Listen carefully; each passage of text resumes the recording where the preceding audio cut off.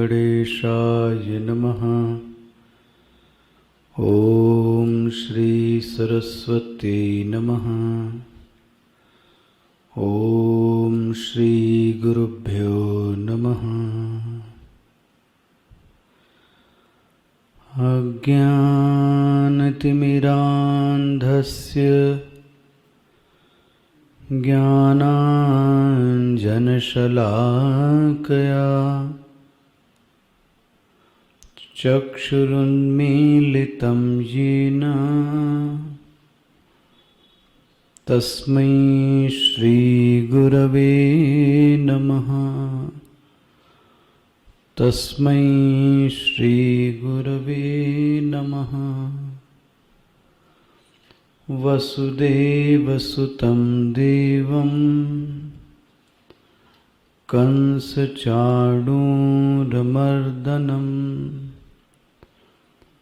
देवकी परमानन्दं कृष्णं वन्दे जगद्गुरुं। कृष्णं वन्दे जगद्गुरुम्।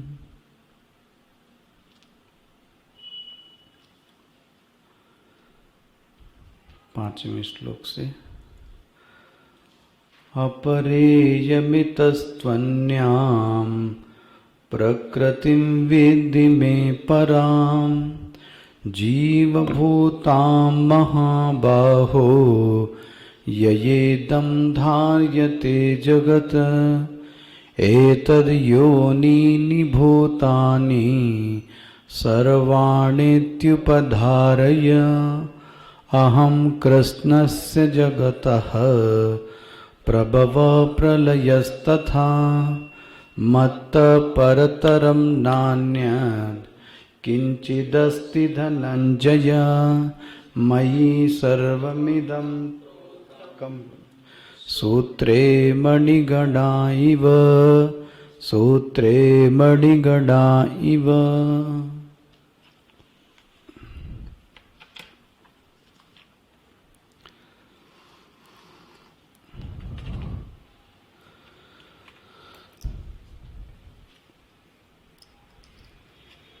उस दुर्लभ ज्ञान के लिए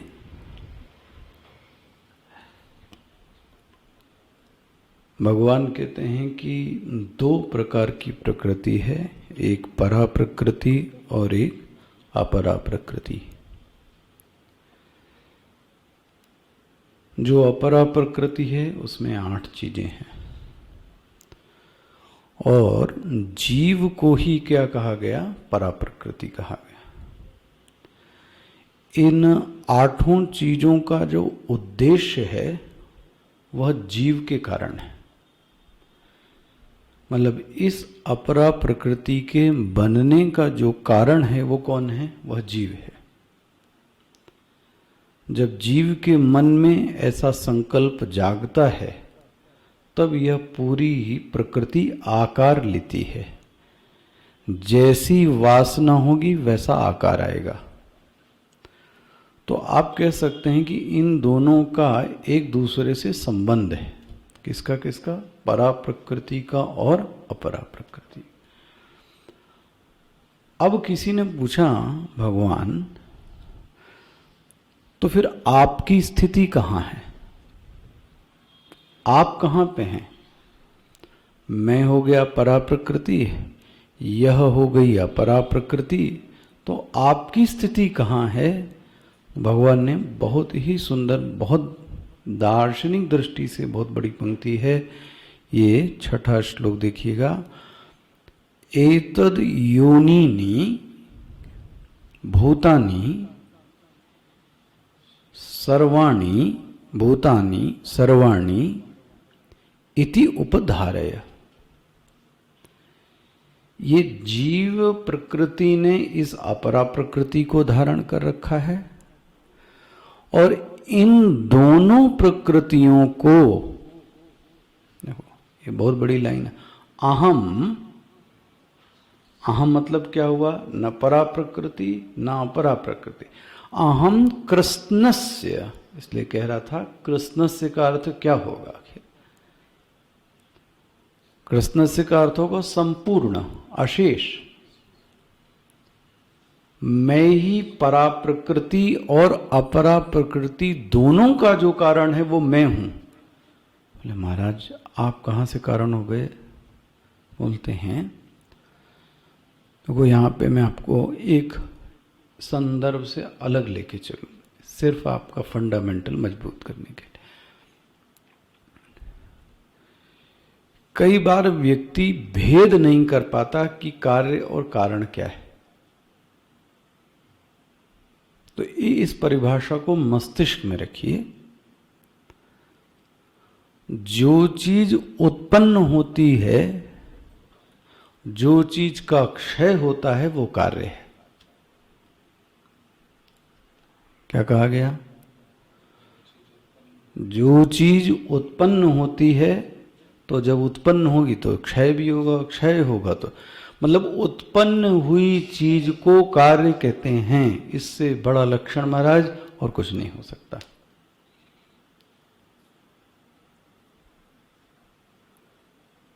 अब आप पूछिए इसमें कौन सी चीज उत्पन्न नहीं? मतलब ये शरीर उत्पन्न हुआ, जगत उत्पन्न हुआ, जो जो चीजें उत्पन्न हुई वह चीजें कार्य हैं। क्या कहेंगे? इसमें प्रश्न रह जाता है, इसमें मनन करने योग्य है। जो अच्छा दर्शन की भाषा में इसको कैसे कहोगे आप?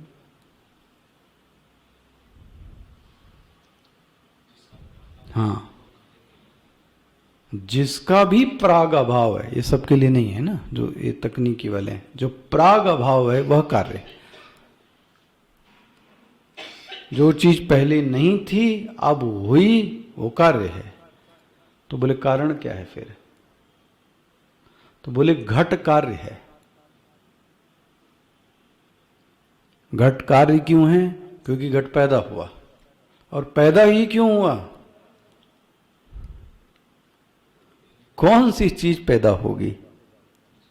अरे भला जो पहले नहीं थी वही पैदा होगी, जो पहले से ही होगा वो क्या पैदा होगा?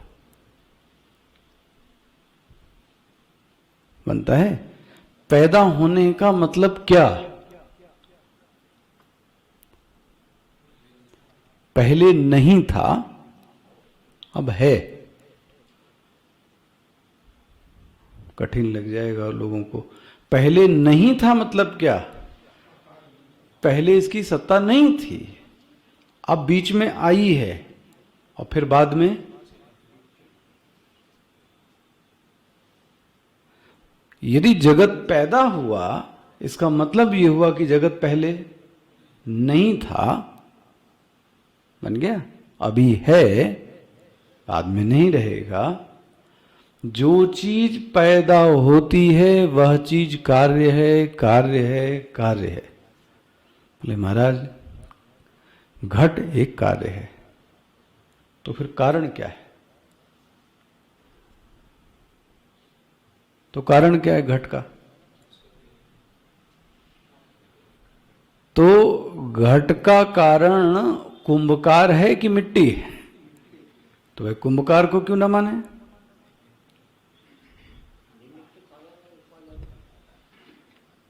ये तो तकनीकी शब्द बोल दिया आपने। हम कुंभकार को क्यों न माने भाई?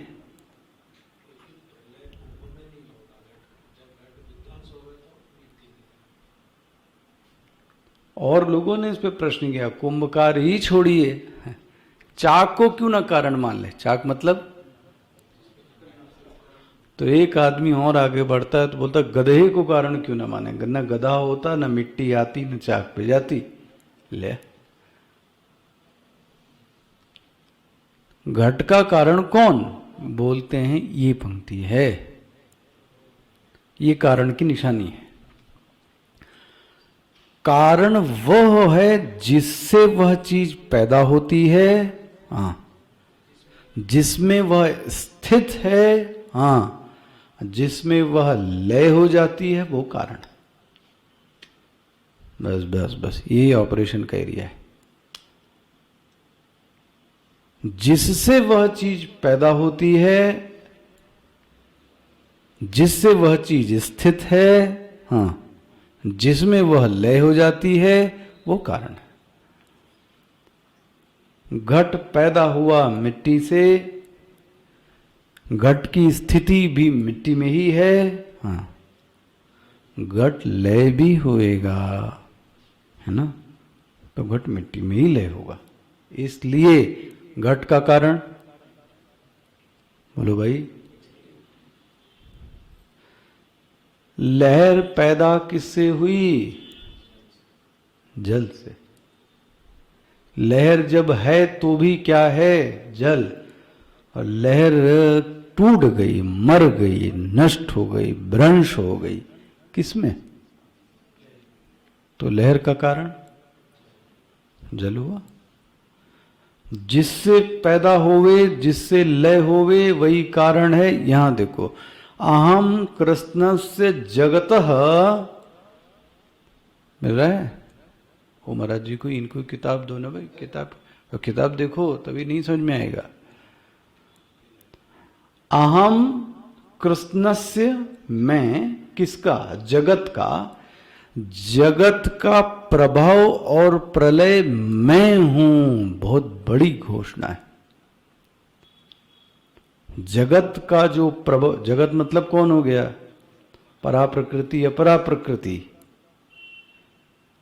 ये परा और अपरा प्रकृति का बाप मैं हूं। ले, तुमको क्या लगता है यही दोनों हैं? अरे ये दोनों मुझसे निकली हैं। यही नहीं, निकली तो हैं।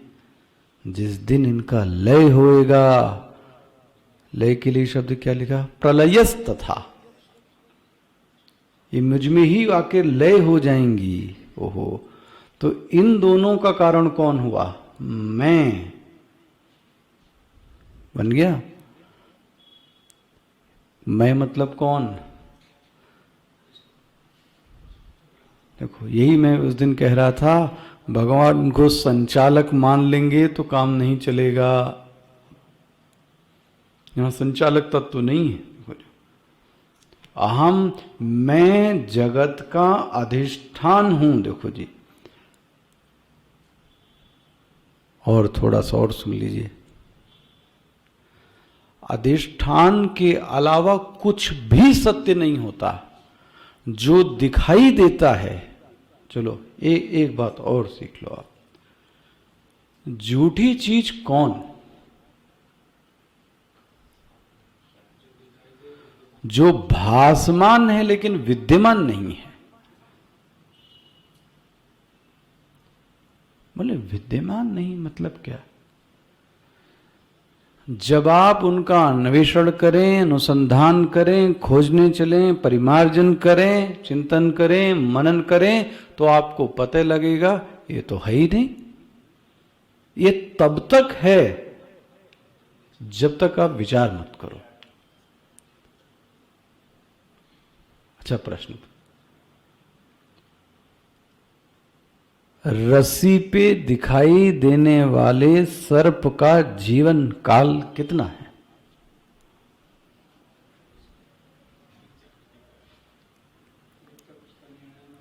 निर्णय मतलब जब तक खोज न लो। देख, जिस क्षण खोजा, जिन खोजा तिन पाई,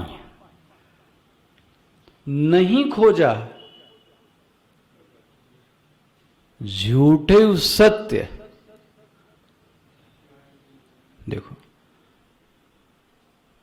ये तब तक झूठ लगता है तब तक हम उसको जानते नहीं है। जिस दिन रस्सी का ज्ञान हो गया, ओहो, ये सर्प नाम की चीज तो थी नहीं। रात में प्रेत दिखाई दे रहा था, पर्दे के पीछे इधर जा रहा था, पेड़ हिल रहा था, हमारा टॉर्च डाल के देखा तो था ही नहीं।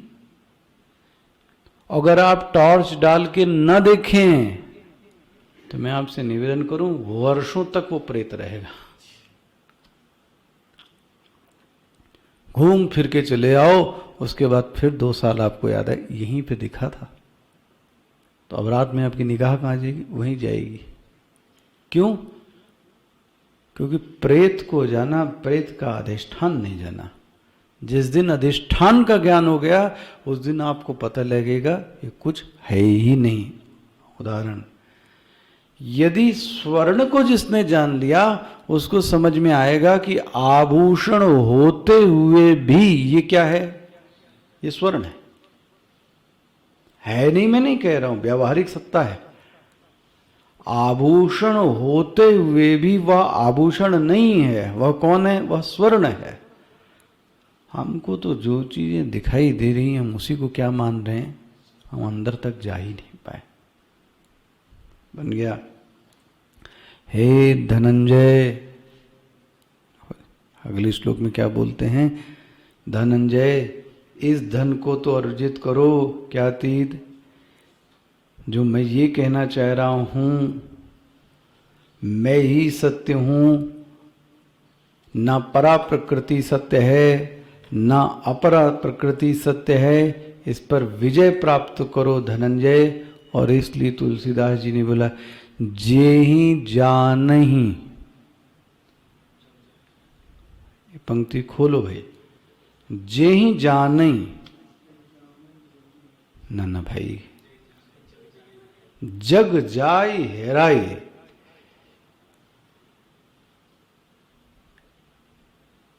पूरी चौपाई क्या है, जे ही जानहि जग जाय हेराई, जाने जथा सपन भ्रम जाए। मैं तो अर्धारी ले रहा हूं, इसकी जरा गंभीरता देखो मानस की। कौन कहता है कि तुलसीदास जी को वेदांत का ज्ञान नहीं होगा?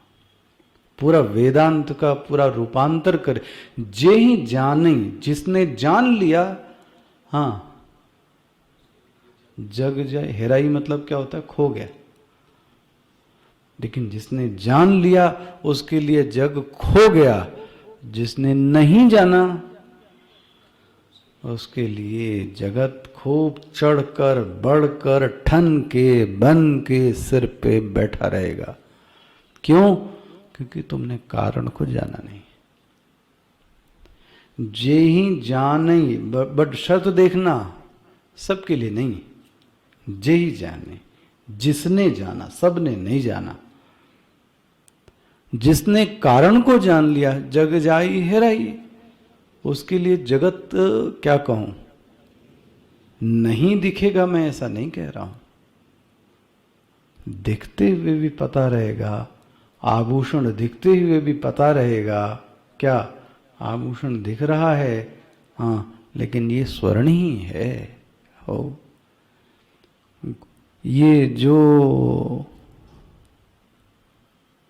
जहाज चल रहा है, जिसने मुझे भिगोया, जिसने मुझे धक्का दिया, ओ जिसने मुझे गीला कर दिया महाराज, वो कौन था?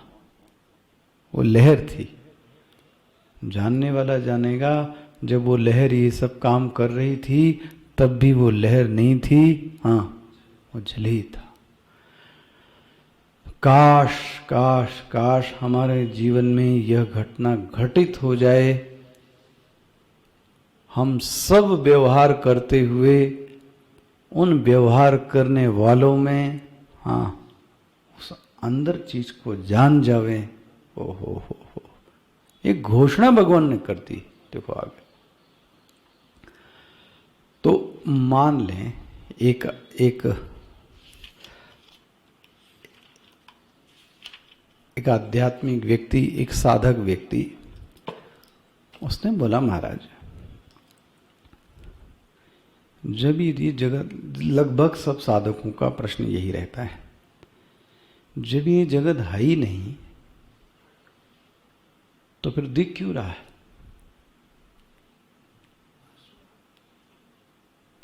तो प्रश्न ये है,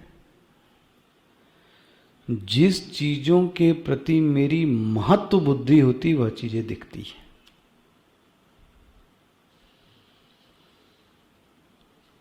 जिसको आभूषणों से बेहद प्यार है महाराज, आप लाख बात करो सोने की, उसको समझ में नहीं आता। माता लोग, उनको डिजाइन से ही मतलब है। लेकिन पुरुष वहां खड़ा रहेगा तो क्या बोले, सोना क्या भाव है, कितना है ये बताओ, इनका तो डिजाइन जो कहती है सब करो। ये बताओ स्वर्ण कितना है? उनकी जो महत्व बुद्धि है वो किस में है? आकार में। बहुत सावधानी से सुनिएगा, बहुत सावधानी के सूत्र हैं इसमें। जगत को सत्य दिखाकर करने वाली चीज हमारी जगत के प्रति महिमा बुद्धि है। ये महिमा बुद्धि खत्म हो जावे, अयो, इसीलिए साधना में कहा गया असंग शस्त्रेण दृढ़ेन छित्वा। महाराज सत्संग करो, आपको असलियत सबकी दिख जाएगी। जिसको आप बड़ा सत्य मान रहे हैं करो तो दिख जाएगा आपको। बहुत मुश्किल से लोग होते हैं जो आपके साथ में होते हैं। आप पढ़ ही रहे हैं पेपर में, वो व्यक्ति मर गया तो उसको उठाने के लिए 2 लोग भी नहीं आए, और उसके लिए वो मरने के बाद क्या रखते हैं उसको खाने का, हाँ, उसके लिए पूड़ी, और जब हुई तो 150 लोग आ गए खाना खाने, इसी कोरोना में मास्क लगा के खाना खाने। क्यों आए भाई? अरे बोले हम इनके दुख में शामिल हैं, और जब वो हो रहा था तब कहाँ चले गए थे? इसको मूर्ख बनाओगे भाई आप। अगर ऐसा कोई जीवन में आपके मिलता है कोई व्यक्ति, भगवान की ब्लेसिंग है। ये दिखने का कारण, ये सत्य जानने का कारण जगत नहीं है महाराज, उसको दोष मत देना। ये हमारी कौन सी है? महत्व बुद्धि है। जब तक मैं इसको ऐसा मानता रहूंगा, हाँ, तो भगवान ने देखो कहा, मैंने तो एक ट्रिक ढूंढी है। कितना अच्छा, क्या स्वीट प्रवचन। भगवान ने कहा देखो तुम मेरे तक आते कैसे, क्योंकि तुम्हारी नजर किस पे है? जगत पे। तो मैंने पहले तुम्हारी नजर की बात की। तुम्हारी नजर किस पे थी? अष्टधा प्रकृति। बहुत इसको देख के लालायित होते हो ना, चमकते हो, तो देख लो। बोले ये तो महाराज बहुत अच्छी दिखती है। बोले ये तो समझ में आ गया। बोले हाँ, पकड़ रखो बोले इसको। अच्छा ये किसके लिए बनी है? बोले जीव के लिए। तो अब अपनी निगाह इस पर से किस पे ले आओ? जीव पर। जीव पर आ गए? बोले हाँ महाराज आ गया। बोले अब जीव का जो कारण है वो कौन है? बोले वो मैं हूं। बोले मेरे तक आने के लिए मैंने पहले से तुमको वो सब चीजें बताई जहां तुम्हारी बुद्धि टंगी हुई है। अब वहां से धीरे धीरे हटाते ले आओ। इसको कभी कभी लय चिंतन भी बोलते हैं और क्रमिक चिंतन। ध्यान के दोनों रूप होते हैं। एक ध्यान होता है आकाश, वायु, अग्नि, जल और पृथ्वी। एक ध्यान का स्वरूप होता है पृथ्वी, पृथ्वी में जल, जल से अग्नि, अग्नि से वायु, वायु से आकाश। आकाश कहाँ है? आकाश आकाश में नहीं है, आकाश मुझ में है। आहा, ये आसान नहीं। यही फंस गई थी गार्गी।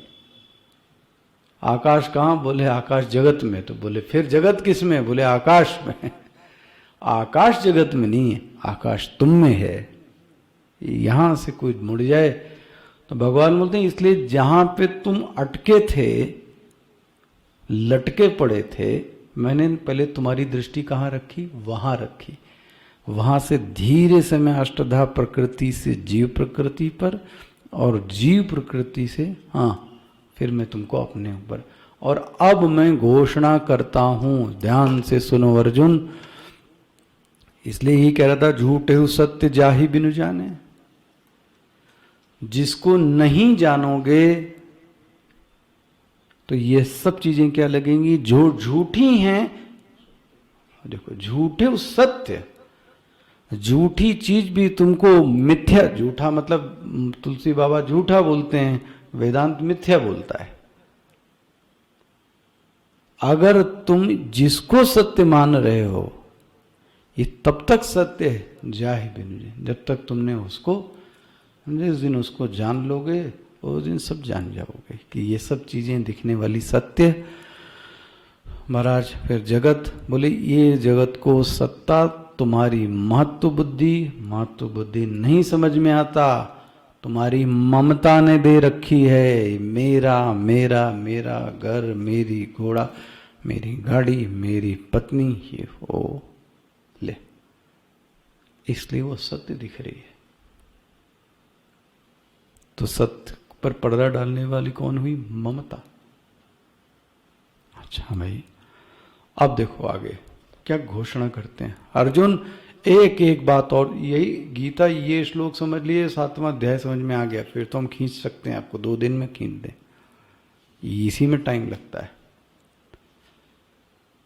एक घोषणा जबरदस्त इसके बाद, जिसने इसको जी लिया उसके लिए बोलते हैं अर्जुन, कार्य नाम की चीज यहां है ही नहीं। ले साफ, कार्य मतलब जगत।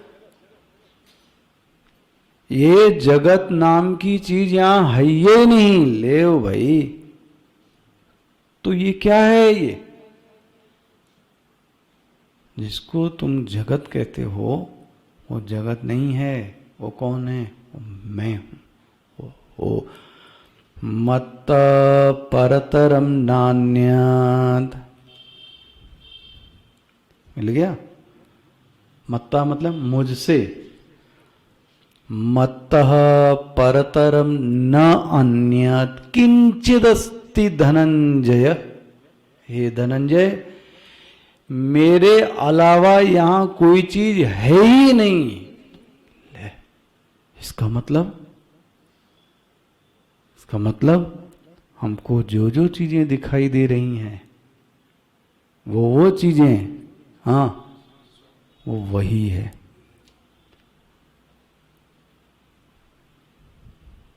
बहुत बड़ी चीज है महाराज, ये दिख जाए। इसी चौपाई का ट्रांसलेशन है, आपको बताऊं, सिया राम में सब जग जाने, इस चौपाई का ट्रांसलेशन। जब ये जगत तुमको दिख रहा है, इस जगत का अधिष्ठान देखोगे तो जो तुमको घड़ा दिखाई देता है वो घड़ा नहीं है, वो मिट्टी है। नहीं कह सकते।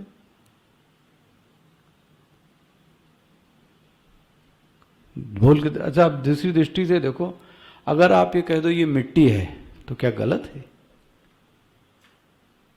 जिसको आप आभूषण कहते हो, अगर मैं उसको ये कह दूं कि ये स्वर्ण है तो गलत है क्या? तो आभूषण कौन कहता है? जिसकी कार्य पे बुद्धि है।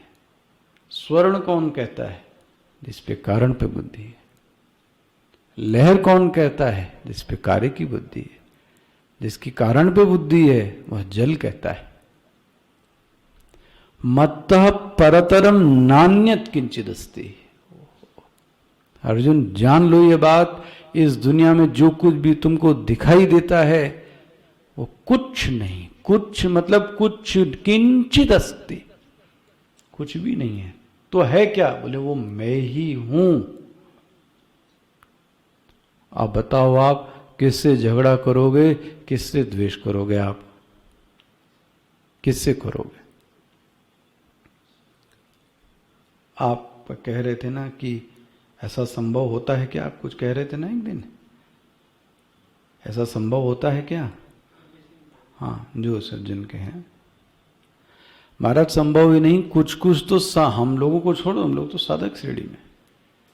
संतों के अनुभव ही ऐसे हैं कि कुत्ते में भी जो पीछे भाग रहे हैं, कि कुत्ता रोटी लेके भाग रहा है तो उस रोटी में घी नहीं लगा है, इसलिए कुत्ते के पीछे भाग रहे हैं। ये कौन है? ये अभी के संत हुए। दीवार को चलने की आज्ञा दे दी, दीवार चल पड़ी, ये अभी के संत हुए। वही तो ऐसे संत हैं जिन्होंने इस जगत को साक्षात देखा है। इसीलिए आकर उस दिन कह रहा था, उड़िया बाबा की जिसने हत्या की वो उसमें वो ही देख रहे थे। शंकराचार्य जी की जो करने आया, आदि जगत गुरु तांत्रिक, नहीं रोका उन्होंने, कर लेने दो इसको जो मारना है। वो तो शिष्य लोग थे, शिष्यों ने रोक दिया। मैं अपने गुरु के साथ ये नहीं होने दूंगा। गुरु ने नहीं रोका, शिष्य रोक सकता है, वो उसका अधिकार है। अरे महाराज, इन्हीं को तो ही तो दिव्य दृष्टि वाले संत कहते हैं। तुलसीदास जी तो साक्षात ही हुए। जिसने रामायण इसलिए सरयू में डाल दी कि उसकी रक्षा के लिए राम और लक्ष्मण बाहर पहरा देते हैं, ऐसी रामायण 2 कौड़े की ले। ये क्या भाव है उनका, सोचो आप। भगवान पहरा दे देने के लिए भी चले आते हैं। यही तो भाव बनाना है। जो भी कुछ है वो भगवान। ये भाव तभी टूटता है, यह ज्ञान तभी खंडित होता है जब हमारी दृष्टि किस पे जाती है, जगत पे। और जगत पे इसलिए जाती है क्योंकि ममता दृष्टि है। इसलिए कह रहे निज प्रभु में देखो जगत है भाई, कैसन करें विरोध। अरे महाराज, काकभूषुंडी जी के जीवन में तो आया कि फिर से श्राप मिला। उस श्राप को उन्होंने फिर से कहां रखा, सिर पे रखा। ले, श्राप देने वाले को महाराज बोलते हैं ये श्राप नहीं दे रहे हैं, इनके अंदर वही परमात्मा बैठकर मेरा रास्ता दिखा रहा है। ले, ये क्या दृष्टि है भाई। ये श्राप नहीं दे रहे हैं, इनके अंदर बैठा परमात्मा मेरे ऊपर कृपा करने के लिए ये रूप धारण कर लिया है। इसको कई संत लोग कहते हैं कठोर कृपा। तो कृपा तो है लेकिन कठोर कृपा है। तो ऐसे ऐसे लोग तो दिखते हैं इतिहास में कि श्राप को भी सिर पे चढ़ाते हैं। तो आप कौन होगा, वो सामने वाले को भगवान ही समझ रहा है। ये वही कह सकता है जिसने ये पंक्ति जी हो, कौन सी, मत परतरम नान्यत, मेरे अलावा कुछ भी नहीं। अर्जुन सर्व इसीलिए कह रहा था पूर्णमदः पूर्णमिदम पूर्णात् पूर्णमुदच्यते। जल ही है, वह भी जल है, यह भी जल है। वह मतलब परोक्ष, यह मतलब प्रत्यक्ष। जिसको हम देख नहीं पाए वह परोक्ष है। इंद्रिय आदि विषयों के सन्निकर्ष का जो माध्यम न बने वह परोक्ष है। इंद्रियों आदि प्रत्यक्ष का जो व्यवहार बन जाए वह प्रत्यक्ष है। तो इदम वाच्य प्रत्यक्ष है, अधः शब्द परोक्ष है।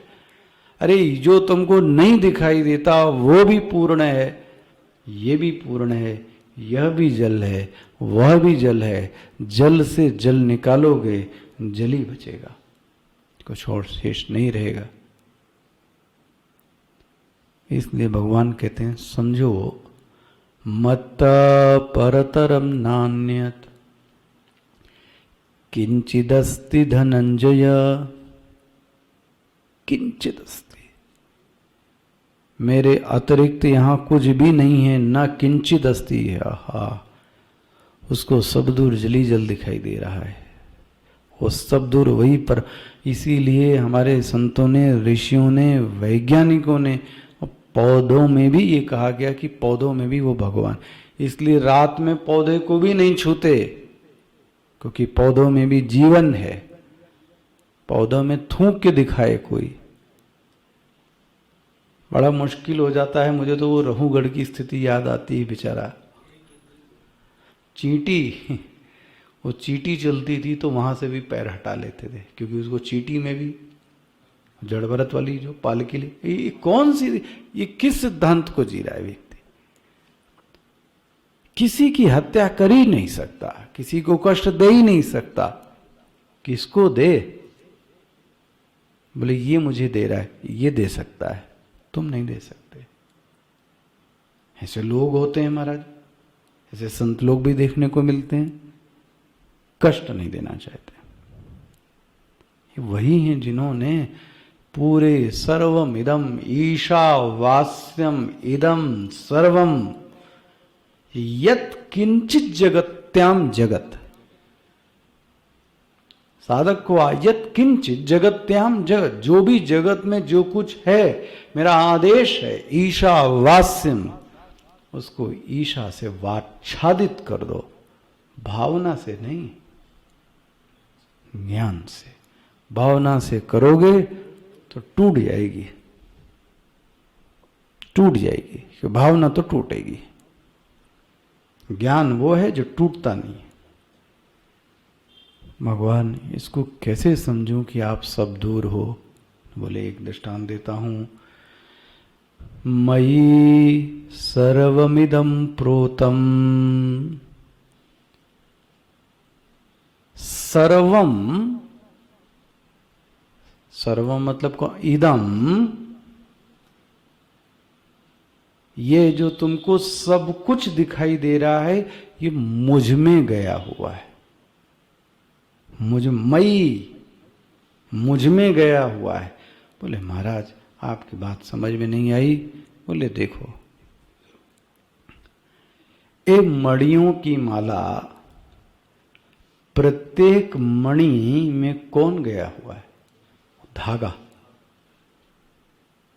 एक मणि, मणियों के प्रकार अलग हो सकते हैं, मणियों के कलर अलग हो सकते हैं, मणियों की साइज अलग हो सकती है, मणियों के प्रयोग अलग हो सकते हैं।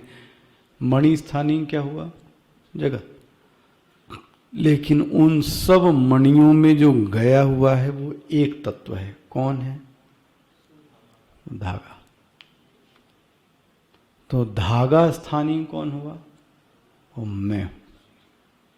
मणि क्या हुई? भाई इस माले में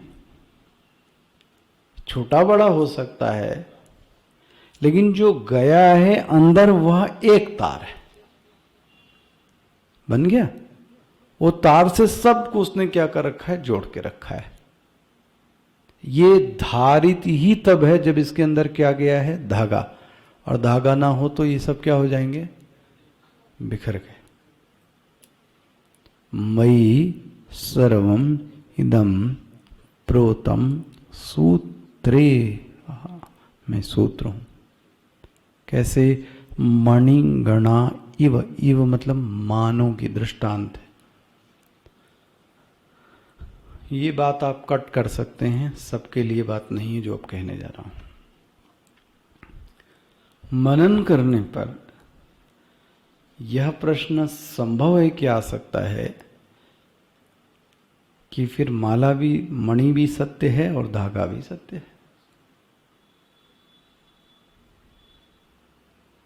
ठीक है, ये प्रश्न आ सकता है।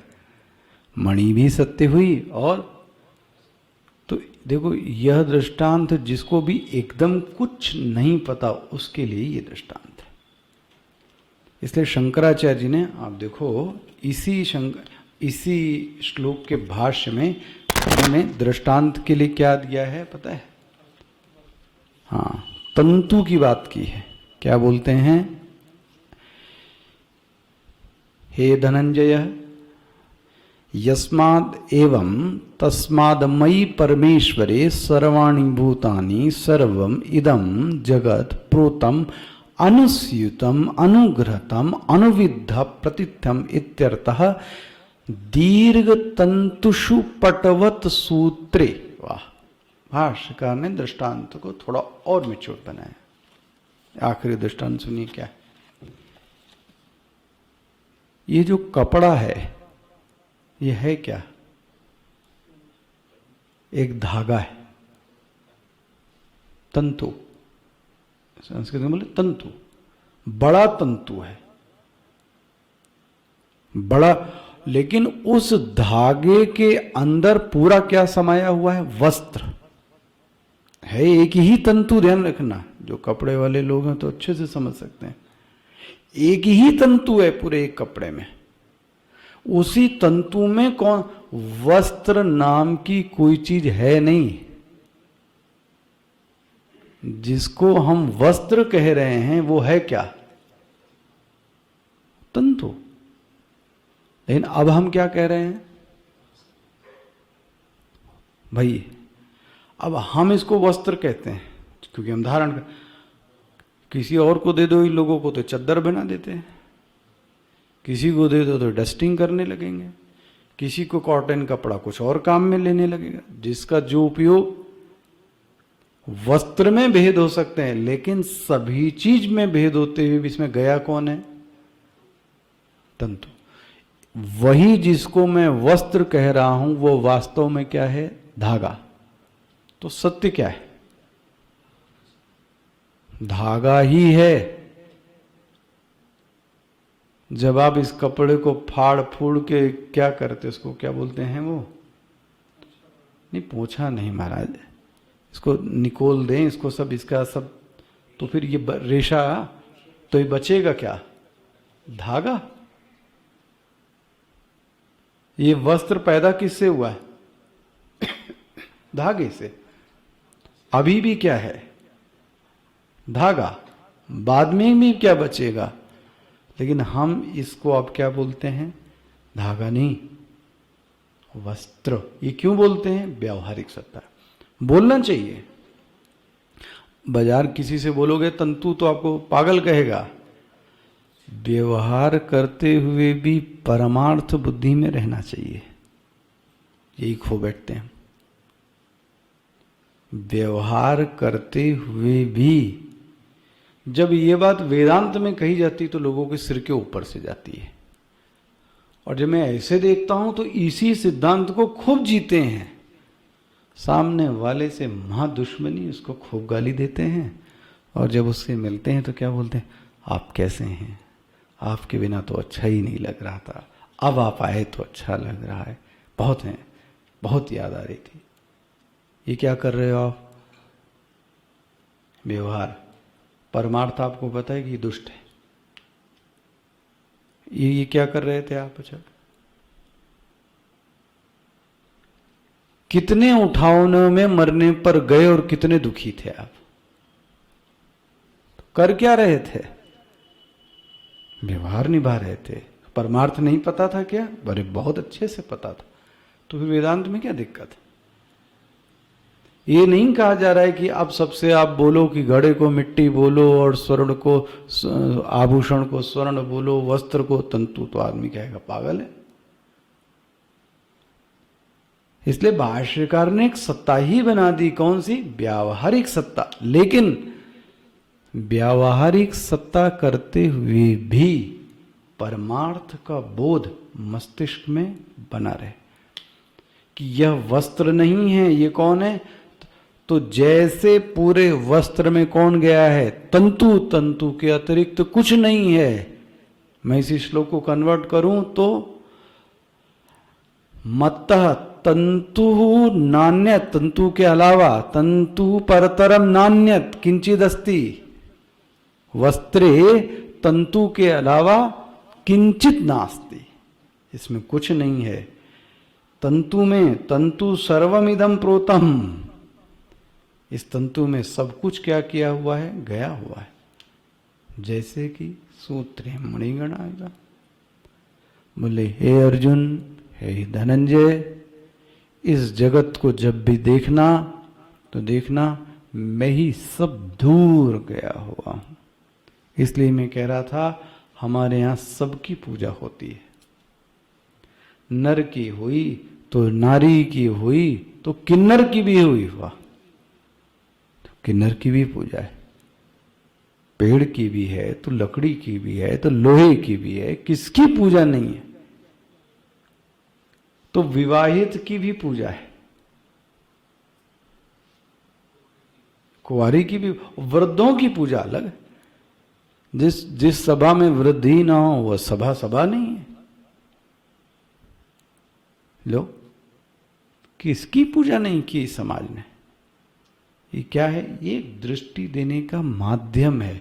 मत्तः परतरम नान्यत, मेरे अलावा अर्जुन यहां कुछ भी नहीं है। नहीं दिखाई देता तो ये जान लेना कि तुम्हारी कार्य में आसक्ति है, इसलिए तुमको दिखाई नहीं दे रहा। अब भगवान आगे के जो श्लोक बोलते हैं ये भगवान की क्या है पता है? विभूतियां। जो अभी क्या बोला? मत्तः परतरम नान्यत, मेरे अलावा कुछ नहीं है। तो अर्जुन ने कहा दिखा दो जरा आप कहां कहां हो। तो आगे के मेरे ख्याल है ये 4-5 श्लोकों में भगवान ने ये दिखाया विभूति कि मैं कहाँ कहाँ हूँ। देख लो ये थोड़ा सा विभूति, क्योंकि श्लोक क्या बोल दिया, मत्ता परतरम नान्यत्। लेकिन इन श्लोकों पर फिर से एक बार हम और आएंगे और इनको एक बार और सरल करके आपके सामने फिर से रखूंगा। ओम पूर्णमदः पूर्णमिदं पूर्णात् पूर्णमुदच्यते पूर्णस्य पूर्णमादाय पूर्णमेवावशिष्यते। ओम शांति शांति शांति। हरिः ओम श्री गुरुभ्यो नमः। हरिः ओम। धन्यवाद।